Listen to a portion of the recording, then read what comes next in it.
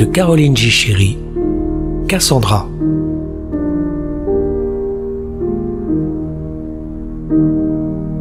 Les feux. Ils devenaient vraiment insupportables. Alice tâta le plancher. Il tiendrait le coup, rassurant le contact du métal glacé au travers des flammes, la poignée de la porte. À travers les tourbillons de fumée venus du dehors, elle apercevait les escaliers fantômes. Elle essaya de se convaincre qu'ils étaient assez solides pour supporter son poids. Folle Alice. Elle allait sans hâte. Les feux brûlaient paisiblement. Elle les traversa, descendit les escaliers impalpables. Enfin, elle rejoignit la terre ferme. Elle ne pouvait supporter l'ascenseur, cet aspect clos au sol fantôme qui n'en finissait pas de descendre. Enfin, elle arriva en bas, évitant soigneusement de regarder les flammes rouges qui ne brûlaient pas. Un fantôme lui dit bonjour, le vieux Willis, devenu une ombre transparente, se détachant sur un mur de flammes. Elle cligna des yeux, elle lui rendit son salut. Oh, elle remarqua bien la façon dont le vieux Willis hochait la tête sur son passage. Elle ouvrit la porte et sortit. Il était midi, l'heure de pointe. Les voitures défilaient à toute allure, ignorant les flammes, les carcasses à demi brûlées, les effondrements de briques. L'appartement s'écroula. Un torrent de briques noires jaillissant dans la fournaise, l'enfer s'installant dans la verdure des arbres fantômes. Le vieux Willis s'envola, il avait pris feu et retomba plus loin. Un magma de chair noirci secoué de convulsions. Et puis, il mourut, simplement. Depuis longtemps, Alice ne criait plus. Cela la remuait à peine. Ignorant les flots d'horreur qui se déversaient autour d'elle, elle se fraya un passage à travers les briques qui s'écroulaient et qui n'avaient aucune consistance, à travers des fantômes dont rien ne pouvait arrêter la course folle. Le café Kingsley était encore entier, debout, enfin, plus que le reste. Un refuge pour l'après-midi, la possibilité de se sentir en sécurité. Alice poussa la porte, une clochette disparue, tinta doucement. Des clients brumeux la dévisagèrent et chuchotaient « Voilà Alice !»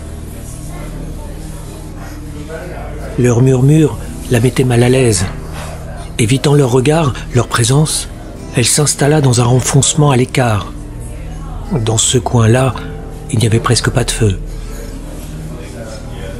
La guerre clamait en lettres grasses la pile de journaux sur le comptoir. Elle frissonna puis se résolut à regarder Sam Kingsley, visage fantomatique. « Un café » dit Alice, « et un sandwich au jambon. » Elle demandait toujours la même chose. Jamais elle ne modifiait sa commande. Alice, pauvre folle. Son mal la faisait vivre. Tous les mois, un chèque arrivait depuis que l'hôpital l'avait renvoyée. Une fois par semaine, elle devait aller à la clinique, voir des médecins qui, eux aussi, commençaient à s'évanouir en fumée. Là-bas également, tout brûlait. Des trompes de fumée noire obscurcissaient les nuances bleues des salles stériles. La semaine précédente, un malade s'était mis à courir. Il avait pris feu. Le tintement cristallin de la porcelaine, Sam posa le café sur la table, puis revint apporter le sandwich. Elle se pencha vers son assiette et se mit à manger. Nourriture translucide sur une assiette ébréchée, une tasse noircie par les flammes, à l'anse transparente. Et elle mangea. La faim lui faisait oublier ces horreurs devenues si banales. Les scènes les plus épouvantables n'avaient plus le pouvoir de l'impressionner. Elle y avait assisté tant de fois. Quand passaient les ombres, elle ne criait plus. Elle parlait aux fantômes. Elle les touchait. Elle mangeait pour apaiser son estomac affamé. Chaque matin, elle enfilait le même pantalon gris, la même chemise bleue et son vieux pull noir trop grand, parce que c'étaient les seuls de ses vêtements qui paraissaient encore consistants. La nuit, elle les lavait, les séchait et les remettait le lendemain. Ses autres vêtements elle ne les sortait même pas du placard. C'étaient les seuls de ses vêtements qui soient encore consistants. Elle se gardait bien de raconter tout ça au médecin. À force de passer sa vie dans les hôpitaux, elle avait appris à tenir sa langue. Elle savait ce qu'elle devait dire. Et de son univers secret, elle souriait à ces fantômes qui jouaient avec leurs cartes et leurs horoscopes, assis parmi les ruines qui avaient commencé à se désintégrer en fin d'après-midi. Un cadavre noirci gisait dans la salle d'attente. Elle n'avait pas flanché. Elle avait souri au docteur le plus naturellement du monde. Il lui donnait des médicaments. Les médicaments l'empêchaient de faire des rêves, d'entendre le hurlement des sirènes et les bruits de pas affolés la nuit dans son appartement. Il lui permettait de dormir dans son lit fantôme perché au-dessus des ruines, malgré le crépitement des flammes et les voix qui hurlaient. Jamais elle ne leur parlait de tout ça. Des années passées à l'hôpital lui avaient servi de leçon. Elle se plaignait simplement d'avoir des cauchemars et de ne pas pouvoir dormir. Et il lui redonnait des petites pilules rouges. La guerre, claironnaient les titres des journaux. Finir le café. La tasse vibrait bruyamment sur sa soucoupe. Alice engloutit la dernière bouchée de pain et pour la faire passer, but la dernière gorgée de café. Il fallait à tout prix éviter de regarder par la fenêtre, éviter de voir les carcasses de métal tordues qui finissaient de se consumer dans la rue.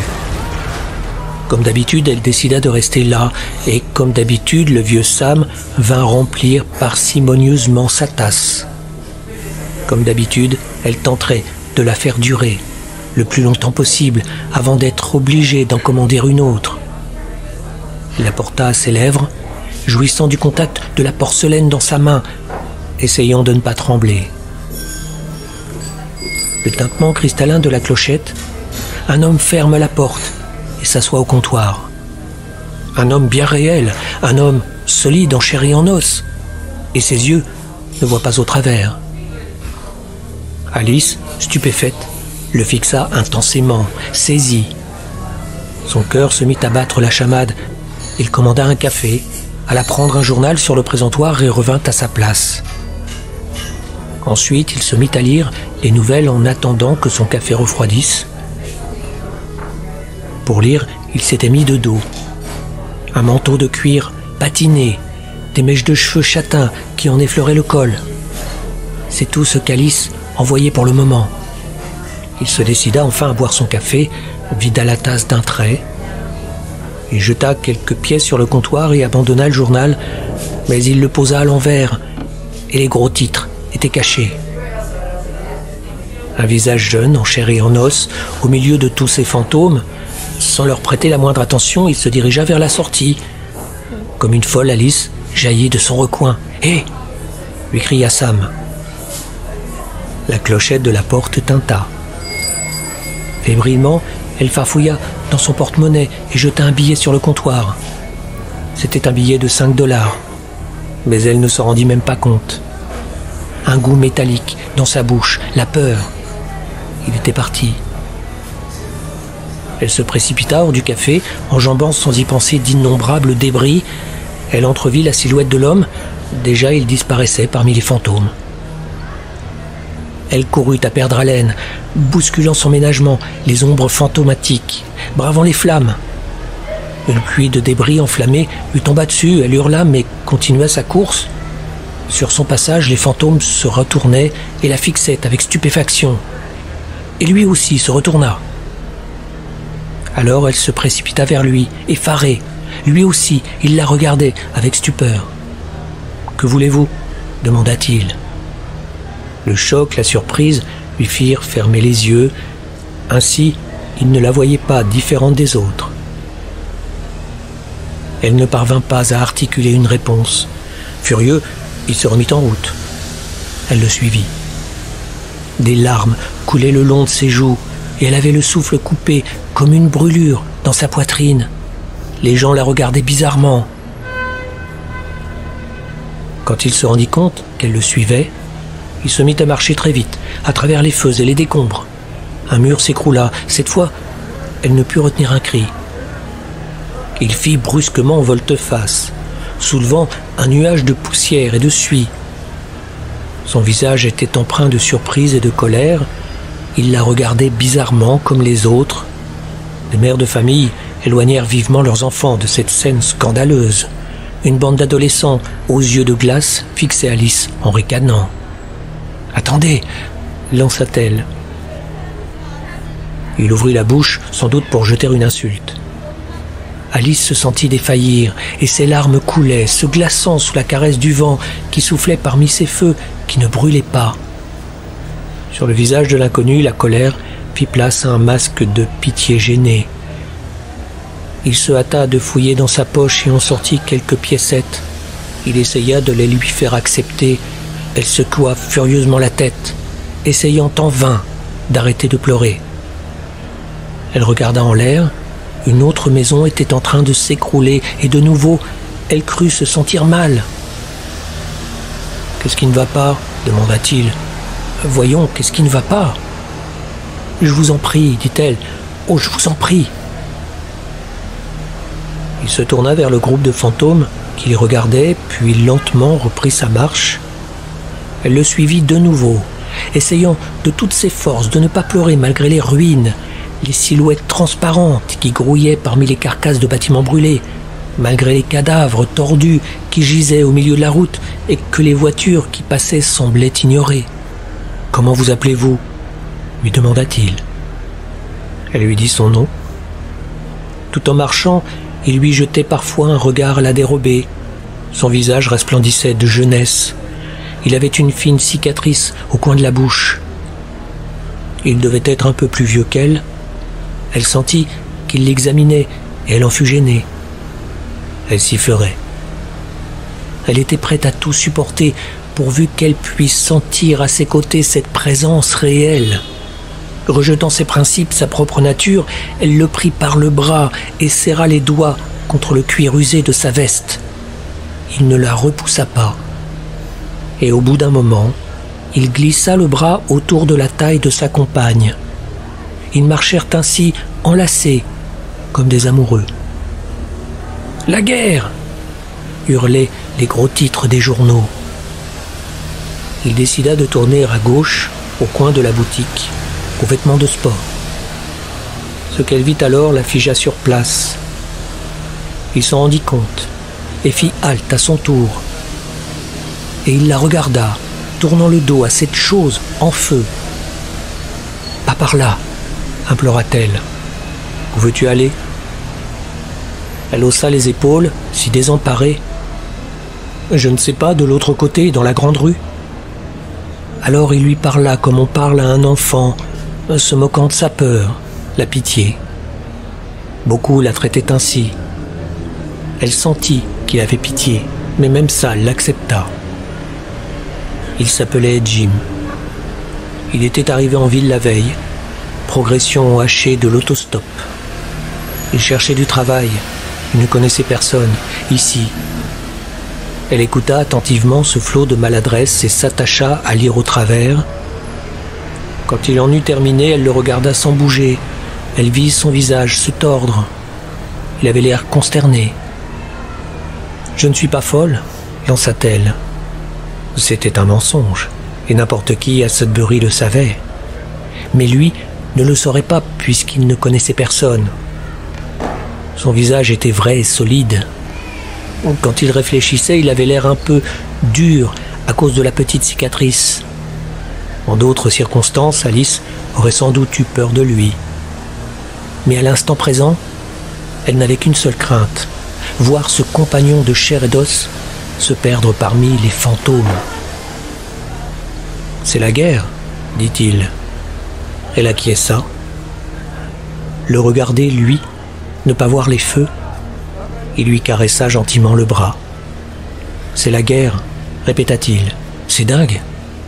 Tout le monde est devenu dingue. » Et puis il passa son bras autour du cou d'Alice et l'emmena de l'autre côté vers le parc. Des feuillages verts ondulaient au-dessus des squelettes de troncs noircis. Ils se promenèrent le long du lac, et pour la première fois depuis si longtemps, elle eut l'impression de reprendre son souffle, grâce à la présence d'un être aussi sain, aussi entier qu'elle-même. Ils achetèrent du maïs, et assis sur l'herbe au bord de l'eau, le jetèrent à des spectres de cygnes. Apparition fugitive de passants, mais si peu, juste assez pour donner à l'endroit un semblant de vie illusoire. De vieilles gens, pour la plupart, qui radotaient la paisible routine de leur pauvre vie en dépit des gros titres des journaux. « Vous les voyez ?» se risqua enfin à demander Alice. « Vous voyez comme ils sont gris et transparents ?» Il ne comprit pas. Il ne prit pas sa phrase au premier degré, il se contenta de hausser les épaules. Elle eut la prudence de ne pas s'aventurer davantage sur ce terrain épineux. Elle se leva et ses yeux se perdirent à l'horizon où des volutes de fumée jouaient dans le vent. « Je t'invite à dîner, » dit-il. Elle se retourna. Elle s'y attendait. Elle réussit à produire un sourire pâle, déformé par le désespoir. « Oui, » répondit-elle. Elle savait très bien ce qu'il voulait en retour. Elle se dégoûtait elle-même. Et elle avait peur, si peur qu'il la quitte, ce soir peut-être, ou demain matin. Elle ne savait rien des hommes. Elle aurait voulu tant connaître les mots, les choses qui le feraient rester. Mais elle en était sûre. Il s'en irait à un moment ou un autre quand il aurait compris qu'elle était folle. Même les parents d'Alice n'avaient pas supporté son état. Bien sûr, au début, ils venaient la voir à l'hôpital, mais très vite, il n'était plus venu que pendant les vacances, et plus tard, il n'était plus venu du tout. Et à présent, elle ne savait même pas où diable il pouvait habiter. Folle Alice. Fantasme, avaient décrété les médecins. Elle n'est pas dangereuse. Ils l'avaient laissée sortir, école spéciale, école d'État, et de temps en temps un petit séjour à l'hôpital. Des calmants. Elle avait oublié ses pilules rouges à la maison. Quand elle s'en aperçut, des gouttes de sueur perlaient sur les paumes de ses mains. Elle avait oublié les pilules qui faisaient dormir, les pilules qui arrêtaient les rêves. Elle serra très fort ses lèvres pour lutter contre la panique, mais non, à quoi bon avoir peur? Elle n'en aurait pas besoin, pas tant qu'elle serait accompagnée. Elle glissa la main au creux du bras de Jim et marcha avec lui, et ils montèrent les marches qui menaient à la rue. Elle se sentit en sécurité, bizarre. Halte brusque. Les feux avaient disparu. Au-dessus des carcasses de bâtiments brûlés, dérisoires coquilles, sans porte et sans fenêtres, se dressaient des maisons fantômes. Parmi les décombres, dans la fumée noire, des spectres allaient et venaient. Jim la tirait pour la faire avancer, mais ses jambes ne la portaient plus. Elle trébucha. Il la regarda bizarrement et la soutint de son bras. « Tu trembles ?» remarqua-t-il. « Tu as froid ?» Elle fit non, de la tête, s'efforça de sourire. Les feux avaient disparu. Alice décida que c'était un bon présage. Le cauchemar était fini. Elle leva les yeux, regarda le visage bien réel de son compagnon. Il paraissait se faire du souci pour elle. Alors le sourire d'Alice se mua presque en un grand éclat de rire. « J'ai faim !» annonça-t-elle. Ils allèrent chez Craben et s'éternisèrent à table. Ils n'avaient pas vraiment le genre de la maison. Elle avec son vieux pull tout déformé et lui avec sa veste des surplus militaires. Les clients fantômes, eux, étaient tous très chics. Ils les dévisageaient sans cacher leur désapprobation et on les colla dans le coin de la sortie pour qu'on les voie le moins possible. Assiettes ébréchées et cristaux fendus sur des tables immatérielles. Par les fissures du toit, on voyait briller des étoiles glacées au-dessus de l'éclat éteint des lustres brisés. Tranquillement, Alice regarda autour d'elle. On pouvait très bien vivre dans des ruines, du moment que les feux avaient disparu. Et dans le sourire de Jim, elle ne lisait plus la moindre trace de pitié, simplement un désespoir sauvage et nu qui lui était familier. Il se ruinait pour elle chez Craben, un endroit où elle n'avait jamais espéré mettre les pieds. Il lui dit qu'elle était belle, ce n'était pas très original. D'autres l'avaient dit avant lui. Elle lui en voulut un peu d'être aussi banale. Après tout, elle lui avait fait confiance. Quand il lâcha son compliment, elle sourit tristement, puis le sourire disparut et elle fronça les sourcils. Mais, parce qu'elle avait peur de le vexer, elle se força à sourire de nouveau. Folle Alice. Si elle ne faisait pas attention, il allait s'en rendre compte et la laisser tomber tout de suite. Elle essaya d'avoir l'air gai, se força à sourire, et tout à coup, dans le restaurant, la musique s'arrêta. D'un seul coup, tous les convives se turent. Et voix lancée cet appel inepte. Tous aux abris, tous aux abris, tous aux abris. Il y eut des cris, des chaises renversées. Sur sa chaise, Alice devint toute molle. Comme dans un rêve, elle sentit la main glacée de Jim étreindre la sienne. Elle vit ses lèvres articuler son nom. Il la prit dans ses bras et la tira à lui. Il se mit à courir. Alors elle sut. « Non !» s'écria-t-elle en le tirant par le bras. « Non !» insista-t-elle. Et des corps qu'il voyait à moitié les poussaient vers la destruction. Il fut convaincu par la totale certitude qui poussait Alice. Il agrippa sa main et ils volèrent ensemble à contre-courant de la foule, tandis que les sirènes répandaient la folie dans la nuit. Et ils volèrent ensemble et Alice suivait en courant la route tracée à travers les ruines par son inspiration. Ils s'engouffrèrent chez Kingsley, où se dressaient des tables encore chargées de nourriture, portes entrebâillées, chaises sans dessus-dessous, la sécurité. Ils s'enfoncèrent jusqu'aux cuisines, puis descendirent vers les caves, vers la sombre fraîcheur, la sécurité. Loin des feux. Personne ne vint les chercher là. Enfin, la terre trembla dans ses entrailles, si profond, si loin, que le bruit ne leur parvint pas. Les sirènes cessèrent de hurler. Elles ne devaient plus recommencer. Allongés par terre, imbriqués l'un dans l'autre, ils tremblaient, et pendant des heures, ils entendirent le feu faire rage au-dessus d'eux. Parfois, une volute de fumée les enveloppait, et alors leurs yeux pleuraient, leur nez piquait. Des briques s'effondraient au loin dans un grondement de tonnerre qui faisait trembler le sol, près, tout près, mais sans jamais atteindre leur refuge. Et au matin, ils rampèrent au dehors. Le ciel était bas et le jour bien faible. L'odeur des incendies flottait encore dans l'air. Les ruines étaient calmes et silencieuses. À présent, les maisons fantômes étaient redevenues solides. Rien que de solides coquilles, des enveloppes vides. Les spectres avaient disparu. Le plus bizarre, c'étaient les feux. Certains étaient bien réels, d'autres non, et ils jouaient avec les briques noires et glacées. La plupart d'entre eux s'évanouissaient de toute façon. Jim jura doucement plusieurs fois, longuement, et il pleura. Quand elle le regarda, ses propres yeux étaient secs. Elle avait depuis longtemps épuisé sa réserve de larmes. Et puis elle l'écouta. Il commença à parler de nourriture, de départ. Ils quitteraient la ville tous les deux ensemble. « D'accord, dit-elle. » Et soudain, les lèvres d'Alice se mirent à trembler, et elle ferma les yeux. Sur le visage de Jim, elle avait vu. Quand elle ouvrit les yeux, c'était toujours là, une soudaine transparence, le sang qui semblait s'être retiré de ses veines. Elle se mit à claquer des dents. Il la secoua. Son visage fantomatique exprimait une intense détresse. « Qu'est-ce qui se passe ?» hurla-t-il. « Qu'est-ce qui se passe ?» Elle ne pouvait pas, elle ne devait pas lui dire.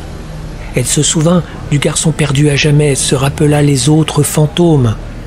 Alors soudainement, elle s'arracha à ses mains. Elle se mit à courir en zigzag dans ce labyrinthe de ruines qui aujourd'hui était bien réel. « Alice !» hurla-t-il avant de se lancer à sa poursuite. « Non !» hurla-t-elle brusquement. En se retournant, elle avait vu le mur instable, vu les briques s'effondrer en cascade. Elle fit un bond en arrière, incapable de se contrôler, Elle tendit les bras pour le prévenir, ses bras solides. La brique s'écroula en grondant. La poussière qui s'éleva, épaisse, obscurcit toute chose. Longtemps elle resta là sans bouger, campée, les mains sur les hanches. Puis elle essuya son visage maculé, fit demi-tour et se mit en route. Elle tenait le milieu de la route, le long des rues mortes. Sur sa tête, les nuages s'amoncelaient, chargés de pluie. Elle allait en paix. Elle vit les premières gouttes de l'averse tacher le pavé. Elle ne le sentait pas encore. Quand le moment fut venu, la pluie tomba pour de bon. Les ruines devinrent froides, si froides. Au lac mort, elle contempla les arbres brûlés. Parmi les ruines du restaurant Graben, elle ramassa un lien de perles de cristal et s'en fit un collier. Le lendemain, elle sourit au pillard qui l'avait chassée de ses réserves de nourriture. Il avait l'air misérable et farouche. Et de ses sphères supérieures où elle était perchée et que le pillard n'osait rêver atteindre, elle lui dit « et rit ». Et plus tard, une fois de plus, il apparut qu'elle avait eu raison et elle récupéra son bien. Elle s'installa parmi les coquilles de maisons à jamais détruites, qui ne dissimulaient plus aucun danger, aucun cauchemar, avec son collier de cristal et la certitude de lendemain qui ressemblait à aujourd'hui. On pouvait très bien vivre dans des ruines, du moment que les feux avaient disparu. Les fantômes désormais étaient invisibles, ils appartenaient au passé.